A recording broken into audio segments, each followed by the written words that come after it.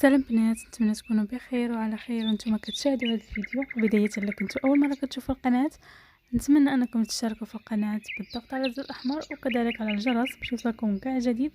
ما تنساوش تبارطاجيو الفيديو مع الاصدقاء والاحباب لتعاون فائده. في فيديو اليوم ان شاء الله غادي نقدموا فيه شوكولاته ديال الدهن، كتجي لذيذه بزاف، مكونات اقتصاديه، واهم حاجه انها صحيه 100% بدون مواد حافظه، فممكن اننا نستعملوها كبديل للشوكولاته ديال الدهن. فدابا ان شاء الله قريبه المدرسه، فهذه احسن وصفه ممكن انك ديريها للفطور او في الكوتي او حتى في اللانش بوكس اللي كيديو معاهم المدرسه.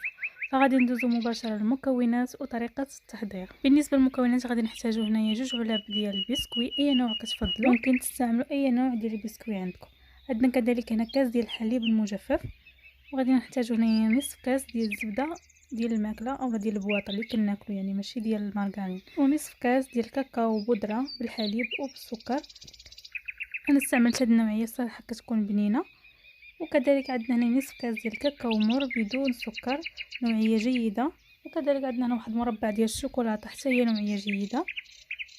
وعندنا هنا كاس ديال الماء اللي كيكون طايب غليان، غنديرو فيه البسكوي ديالنا، يعني بلا ما نطحنوه كنديروه مباشره في هذاك الماء طايب، فغير كيذوب، حيت حنا مازال غادي نعاودو نطحنوه، فغادي نديروه غير نكتفيو غير. وغادا نبدا نضيف المكونات كامله اللي عندنا. غادي نضيف الشوكولا، هذاك الطريف ديال الشوكولاته ممكن تستغناو عليه ولكن كيعطي واحد المذاق زوين. فغادي نضيف هنايا بودره الكاكاو وبودره الحليب وكذلك بودره الكاكاو اللي كيكون مر.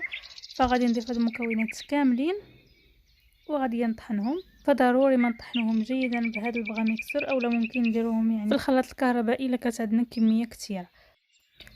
فغادي نستمر بهذه الطريقه وغادي نبقاو نطحنوه حتى غادي نتاكدوا انه ما بقى حتى شي حبيبات ديال البسكوي. فضروري كنبقاو نطحنو مده ديال 2 دقائق حتى كيبدا يتقال معنا الخليط وكيتطحن جيدا مع بعض.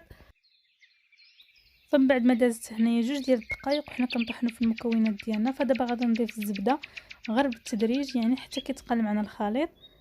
كنضيفو غير بشويه حتى كنكملوا هذاك نصف كاس اللي عندنا.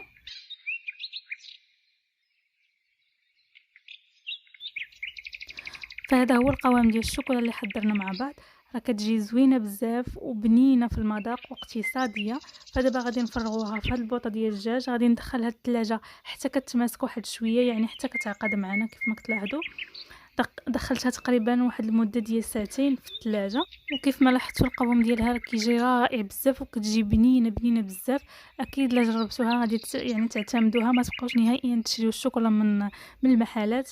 فنتمنى ان الفيديو ديال اليوم يعجبكم وانكم تجربوا الوصفه. خليو لي في التعاليق كيفاش جاتكم، وما تنساوش الا كنتوا اول مره كتشوفوا القناه تشتركوا في القناه بالضغط على الزر الاحمر وكذلك على الجرس باش يوصلكم كاع جديد. وما تنساوش لايك اذا عجبكم الفيديو، تبارطاجيو مع الاصدقاء والاحباب لتعاون فائده. وشكرا لكم على تتبعوا الفيديو حتى النهايه، وخليتكم على خير الى فيديو مقبل ان شاء الله.